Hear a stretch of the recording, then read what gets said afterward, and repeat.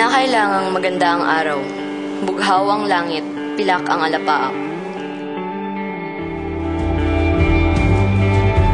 At sa gayoy lalong malinaw ang magiging gunita ng bawat panauhing kinumbita at bumisita.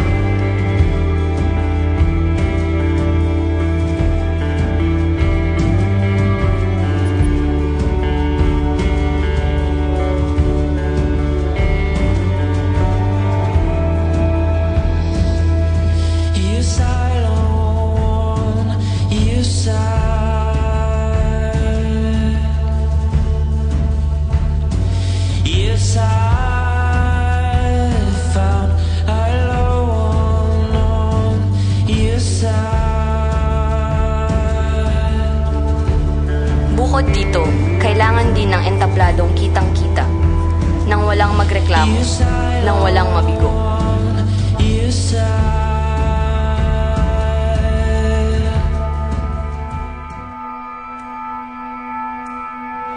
Dapat ring makikisig ang pipiliing sandalo.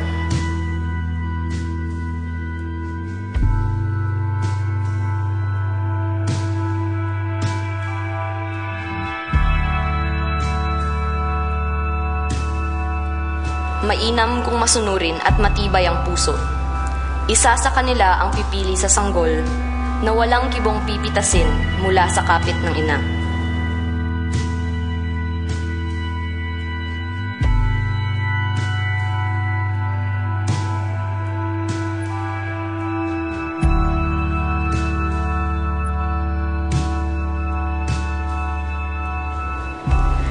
At dito magsisimula ang drama. Tiyaking maganda ang bata.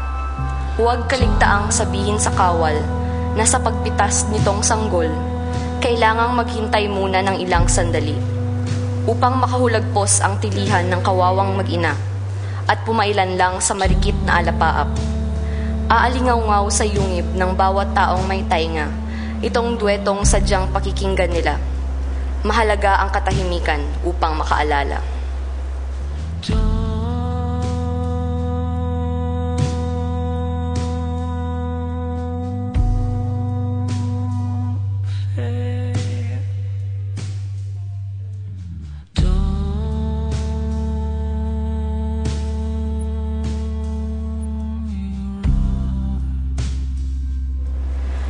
Dahan-dahang iiitsa ang bata.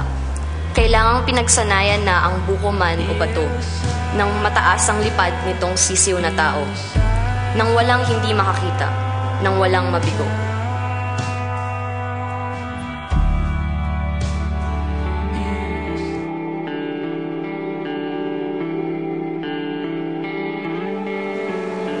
Ngayon nakasalalay sa pangalawang sundalo ang kasukdulan ng drama, ang katapusan ng palabas, talas ng mata, bilis ng kamay. Sa madaling salita, kailangan ng isang asintado, may bakal sa bisig, isang tunay na sundalo.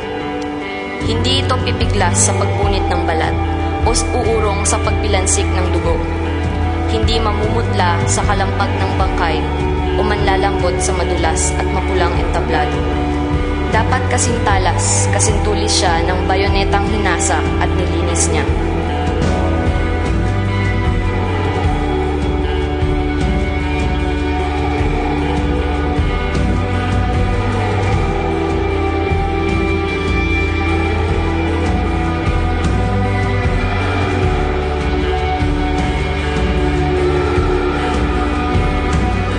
Hindi dapat pahirapan ang kawawang bata. Mga magulang din tayo, wala siyang sala. Aralin sa kasaysayan bilang 3 kung paano pumatay ng bata, ni Ramon C. Sunico.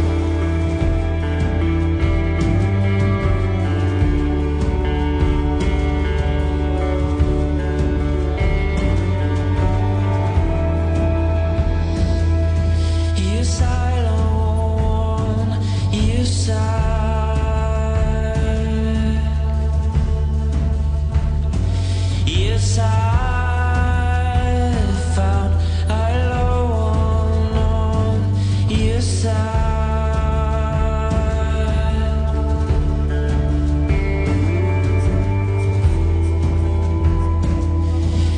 'cause I don't want you sad.